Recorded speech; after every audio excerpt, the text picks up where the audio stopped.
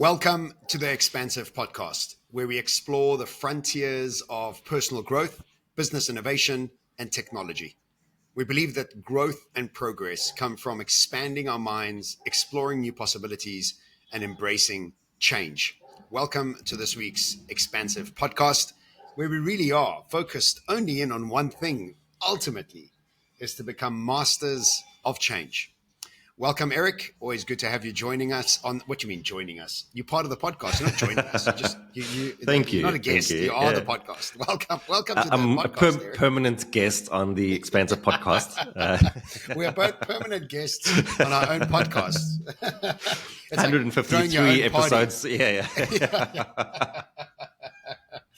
Welcome to it, everybody. Wonderful to be here. Both at Erik and I in Cape Town. And next week, I'll be in Dubai, so we'll be recording from there. So, Erik, what's been happening? All good? Yeah, all good. Very excited for today's episode. It's funny, we skipped a week of recording, and this week we're smashing out recordings. So it's good to get into some flow again this week. And that's always how it goes, right? Is that sometimes there's that saying that goes, like if you're trying to be more disciplined, it's okay to miss once, but never miss twice. Yes. You've heard of that? Yeah. Yes. So Yes, I think that's kind of where we are today. It's like we made sure not to miss twice.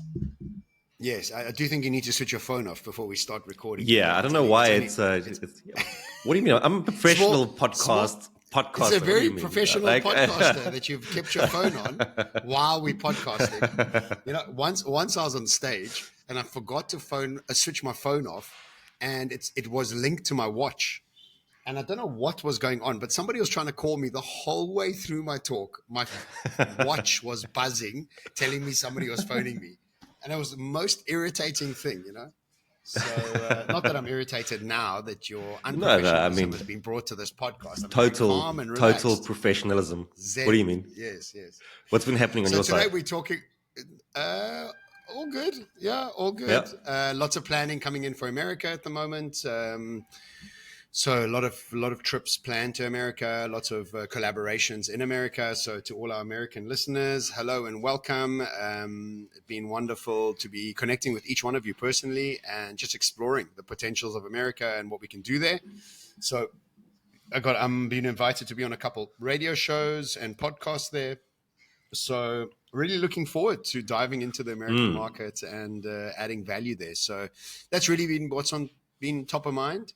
But as always, everywhere I go, I constantly get remarks about the pod and people reciting the pod back to me. And I love that. This episode, you said this, you said that, you went here, you went there. And so always a surprising and delightful experience to have that. So thank you for that. So today's topic is all about courageous leadership. And Erik has done a talk and workshop on this topic and in fact presented it at GLC for the EO event that we did together a couple of weeks ago, which we will be sharing the live recording from that in the next couple of episodes. But today's episode is a masterclass in courageous leadership. And so Erik, over to you, my friend. Yeah, thanks, brother. So I'll take you through a kind of a high level of what I presented at GLC. I won't go through the entire thing.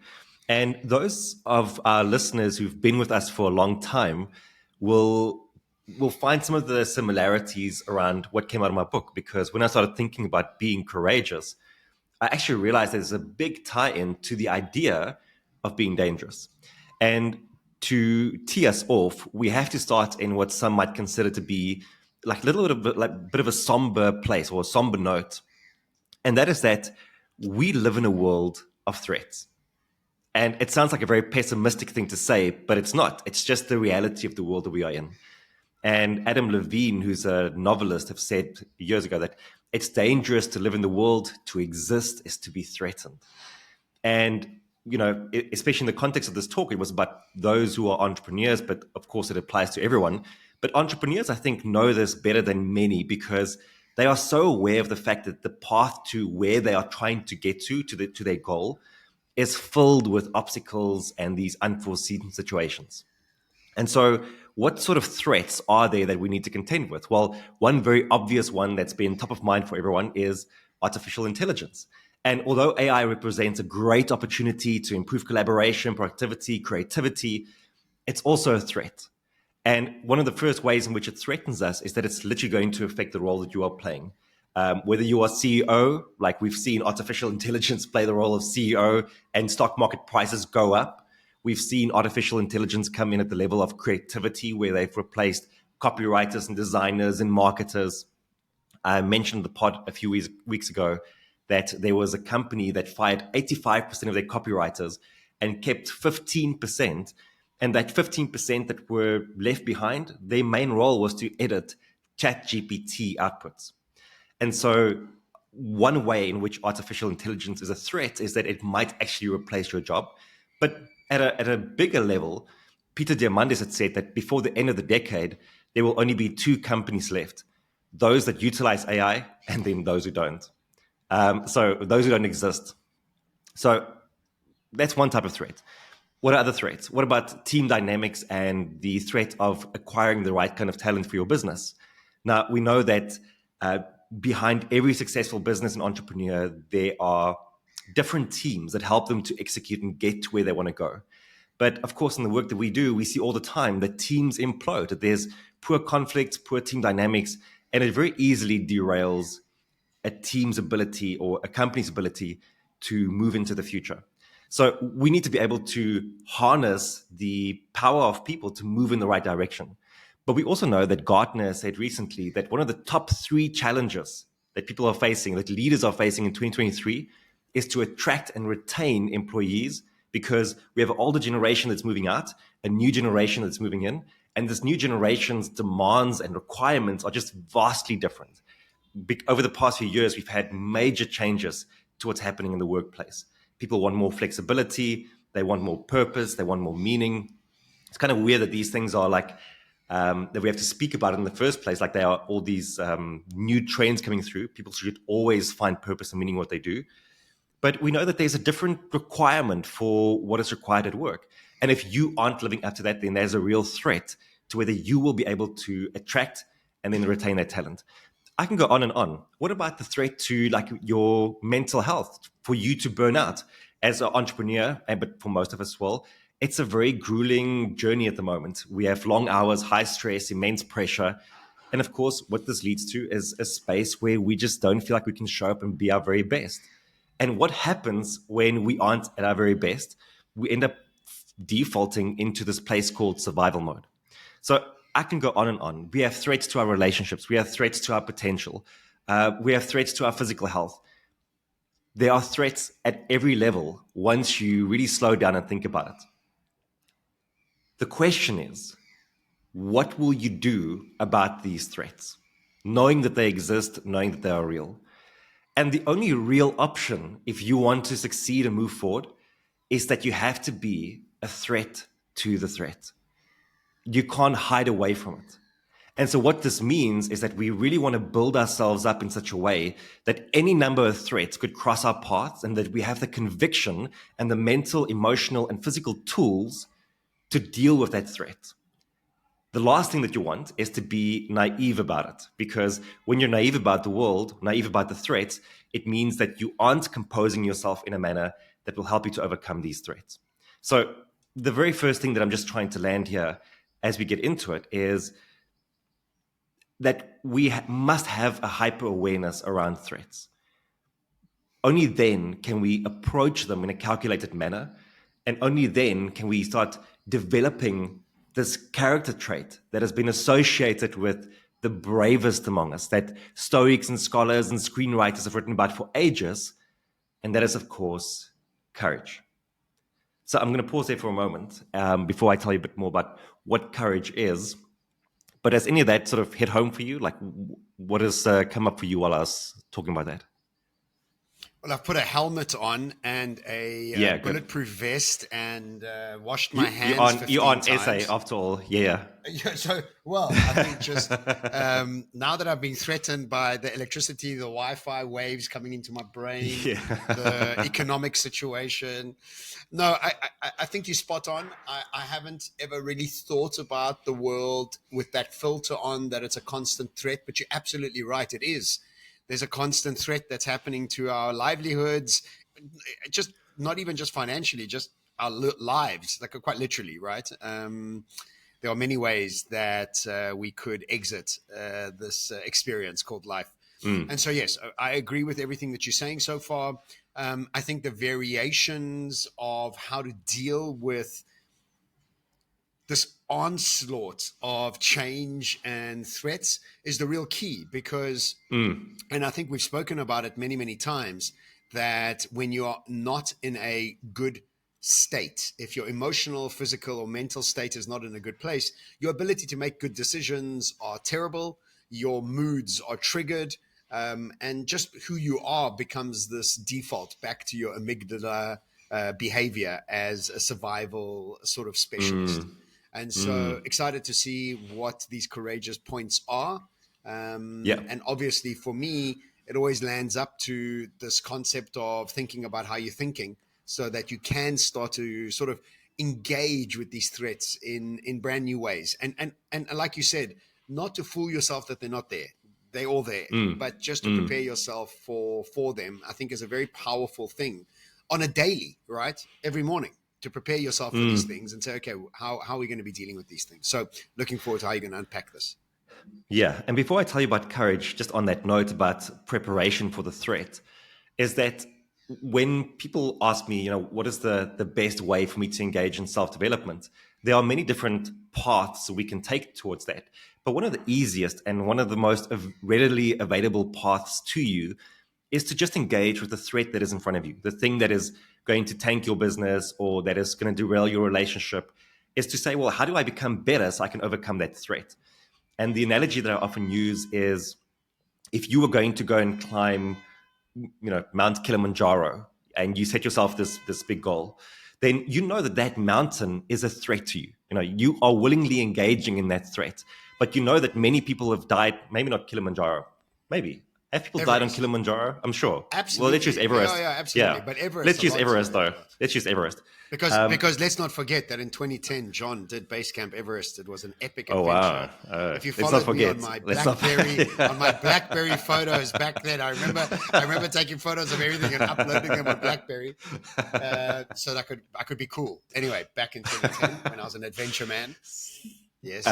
So you know you're going to go climb this mountain, but you also know that there's a possibility that if you don't prepare correctly, that you might die on that mountain. And so, what do? Like months beforehand, I don't know. I mean, I don't know if you did this because you're a physical, I'm a excellent. professional. I'm a specimen. Yeah, Specimen. I was Specimen's the I word was you're going to say looking you for. are a physically superior specimen. So, like, surely Exactly. you There did we no go. Thank training you. at all. Like you could just Nothing. you I just you woke just up and arrive. went. Yeah, That's in it. a I didn't even have the right shoes. I went barefoot. cut off I went shirt. barefoot. Yeah, no, Yeah. I can imagine. Yeah. Minus 15. John Bear Grill Sanei was up there. So Yeah. for everyone else, who isn't John Sanei, Yeah. the way that you would approach it is you would start training months before so you can be physically fit. You would find the right gear so that you aren't freezing, that you can actually climb and scale this mountain. But more than that, you'd also find a guide that's going to help you navigate the treacherous paths of this mountain. So, like, you know that this thing is a threat, but you are approaching it in a way that you can overcome it. And you are doing all of this preparation up front. And so the day you arrive at the mountain, you're already better for it. Like, you've already gone through this process of becoming a better version of yourself. And then, of course, once you start scaling the mountain, that process just continues. You keep becoming the better version of yourself until eventually you scale to the top of the mountain, you reach the summit, you get there, you're way better, but also you've now become the kind of person that conquers mountains. And I think that's why just engaging with the threats that are in front of us is one of the most important things we can do in terms of maybe self-actualization and becoming who we are supposed to be. But the way that we then do that, if you are going to engage, is that you need to be courageous. And courage is simply the choice and the willingness to confront the agony, the pain, the danger, and the uncertainty. And actually, McKinsey has said that courage in 2023 is a competitive advantage for CEOs. Now, everyday courage in leadership and entrepreneurship isn't about these grand acts of heroism. It's rather about the grit and the determination to make hard calls in our businesses and for the people that we surround ourselves with.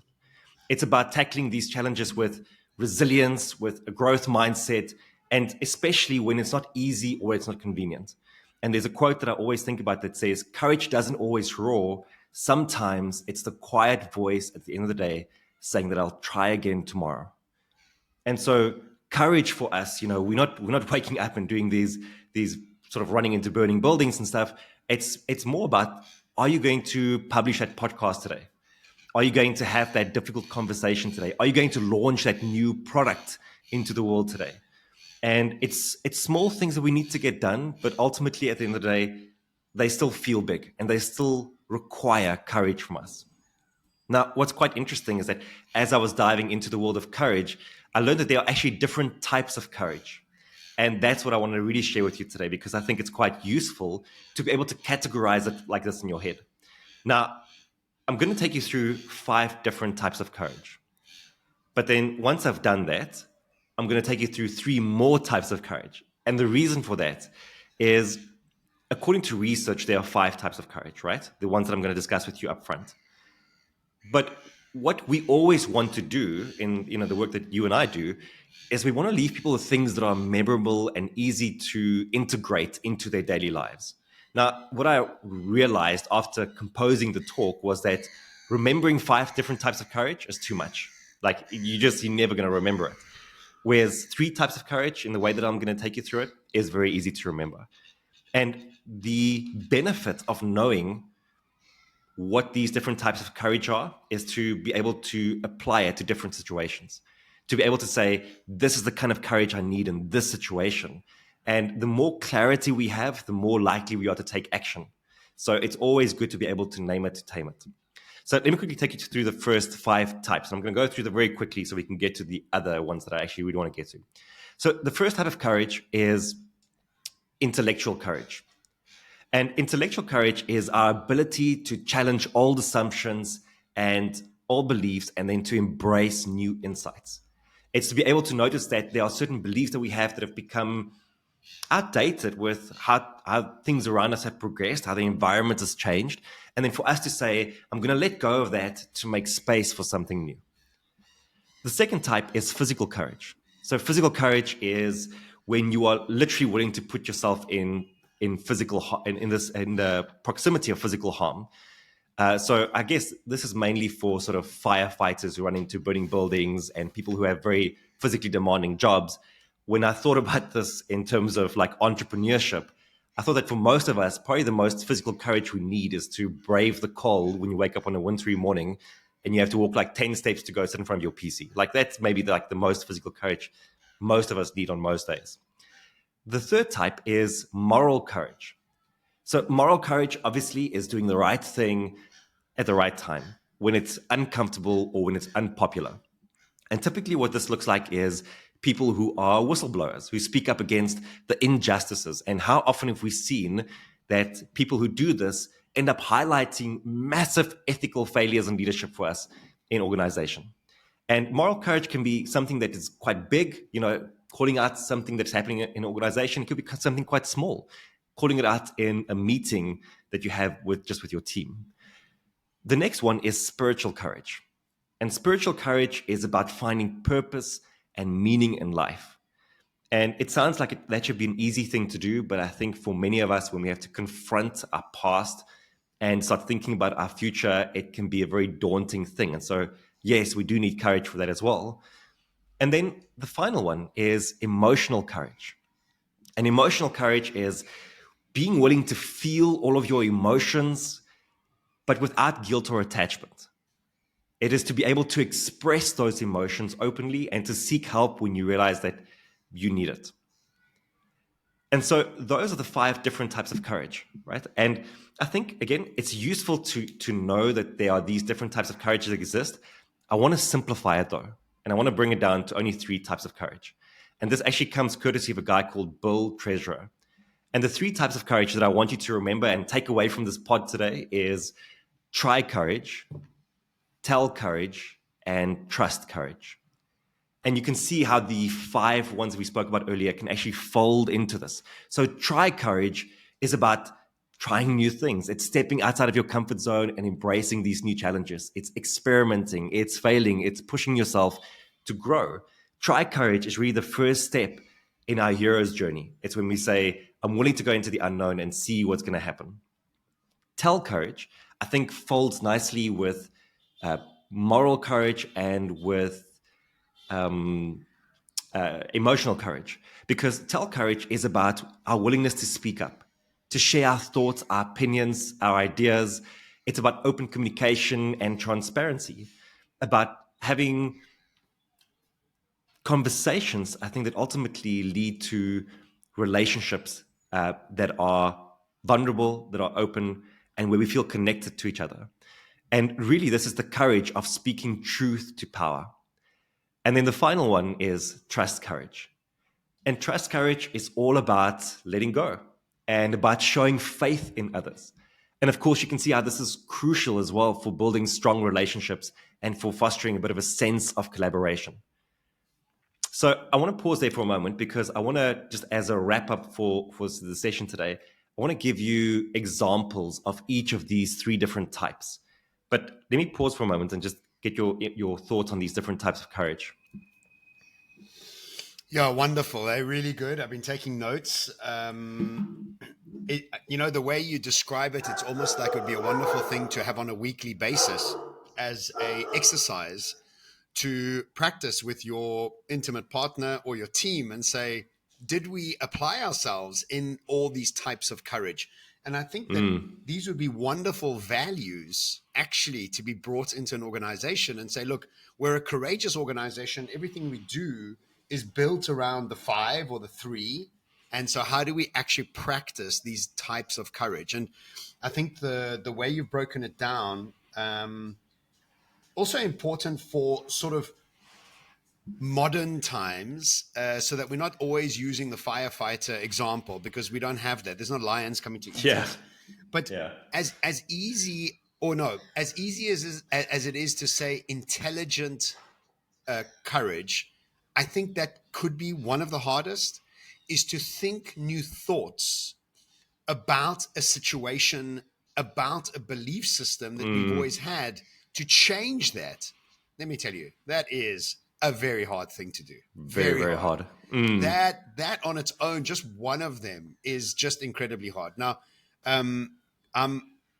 this last weekend, Wendy was explaining something to me, and I sat there and I could quite literally and physically feel like my brain was rewiring, because I realized I had to.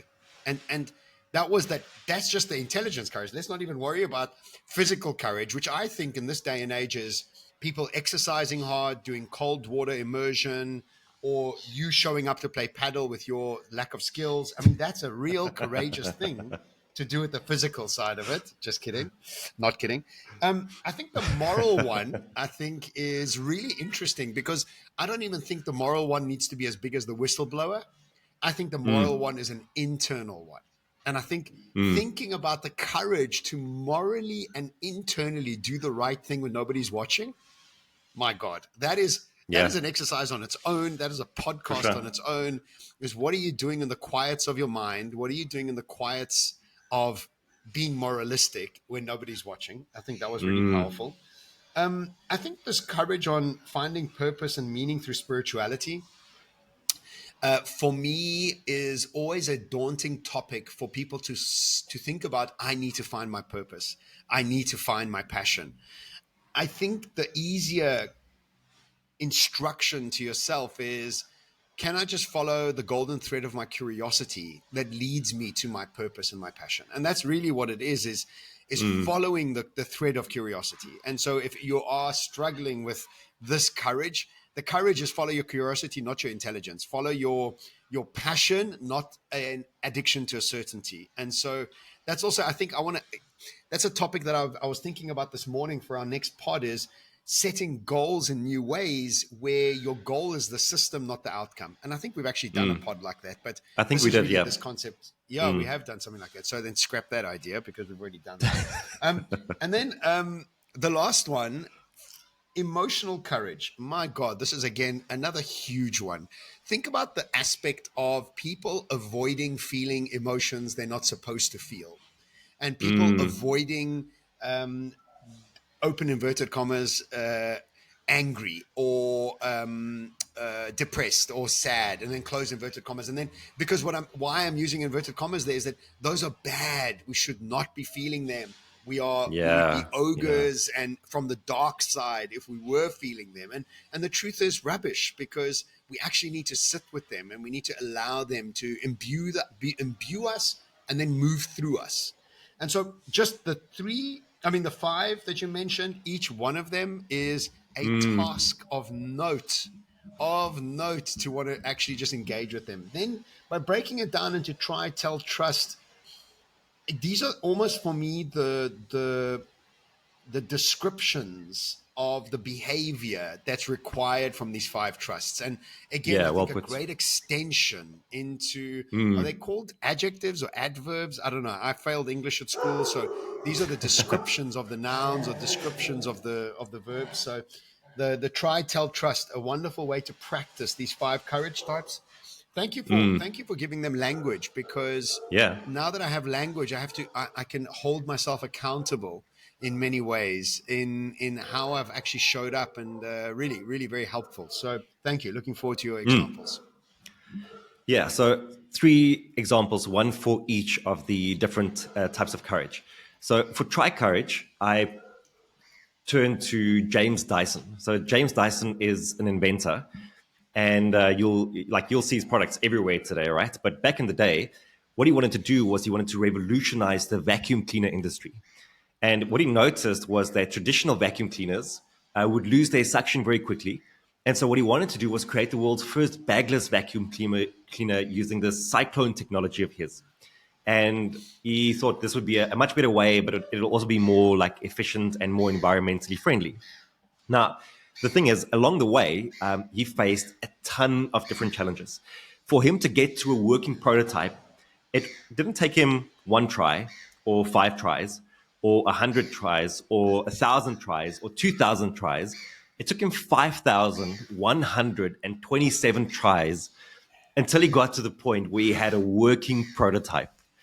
And I'm like, I often like, I'll quit something after three tries, but 5,127 tries, attempts, was what it took him to get there. And the reason why it took him so many tries was because he always only changed one thing at a time. He didn't want to change many things at the same time because then he didn't know what was responsible for the change. And so you'd think that, okay, cool. It takes him 5,127 tries and he gets to this machine and it's working. His prototype, his new technology is working. Surely after that, it was just pure success. Well, you'd be wrong, because it took him another 6 years after that of trying to get it licensed, going to manufacturer after manufacturer. And of course, all the manufacturers wanted to sell was vacuum bags. They didn't want to sell vacuum bagless technology. And so when I listened to his story, I almost became despondent for him, you know. But today, according to Bloomberg, he is worth around $15.5 billion. So try courage worked out just perfectly for him. And the Look, that's a question to that that sorry, but yeah, that's a hell of that's a hard one, because there's for one success there's a million people out there that are bankrupt for who sure. never got anything right. So yes, try courage, yes, but Yeah, we always have yeah. survivorship bias, I guess, with these things, right? Yeah, me too. Okay.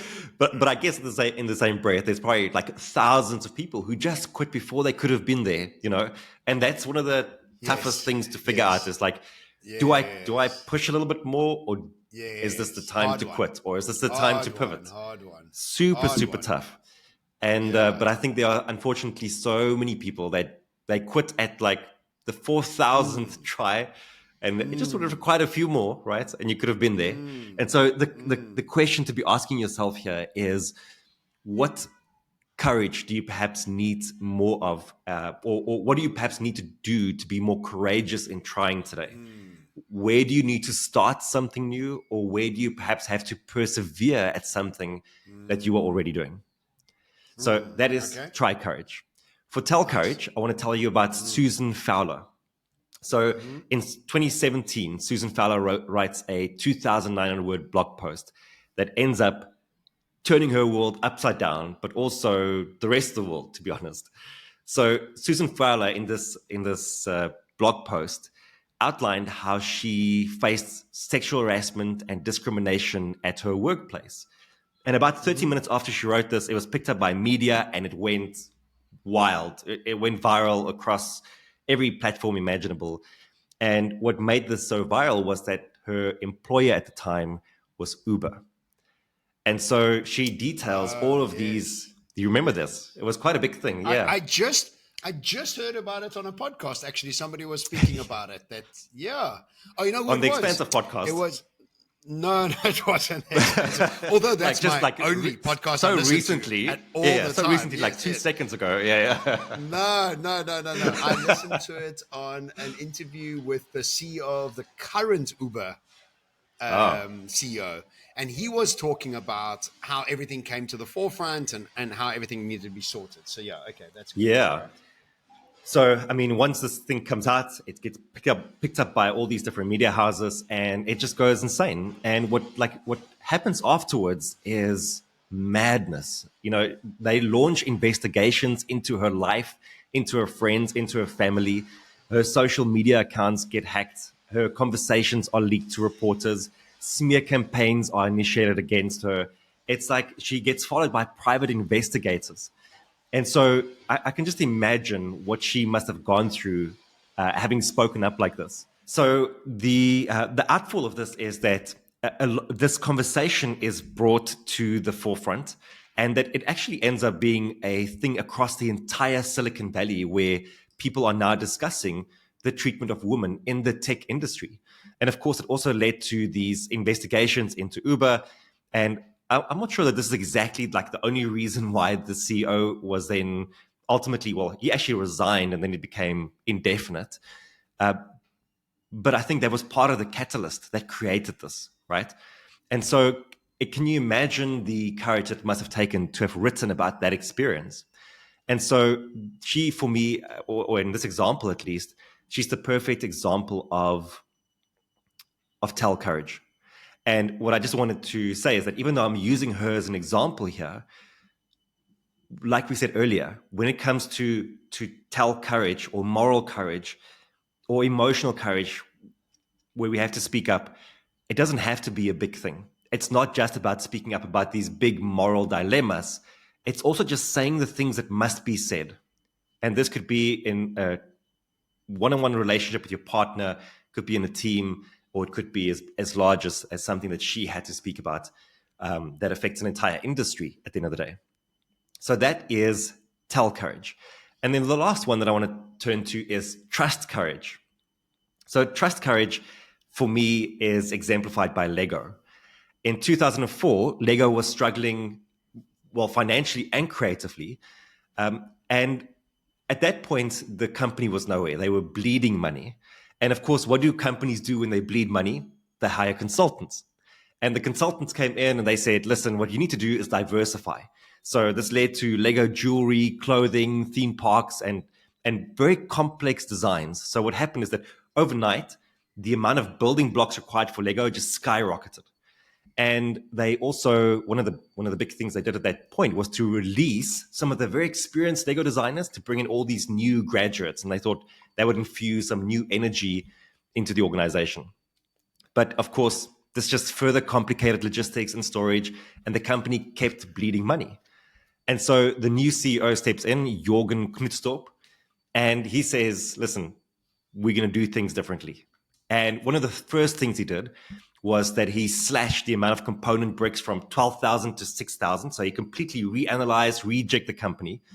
But the real moment of trust, because that's what this is about, trust, courage, is that he handed over the creative control of Lego to the fans. They have these things called AFOLs, which is adult fans of Lego.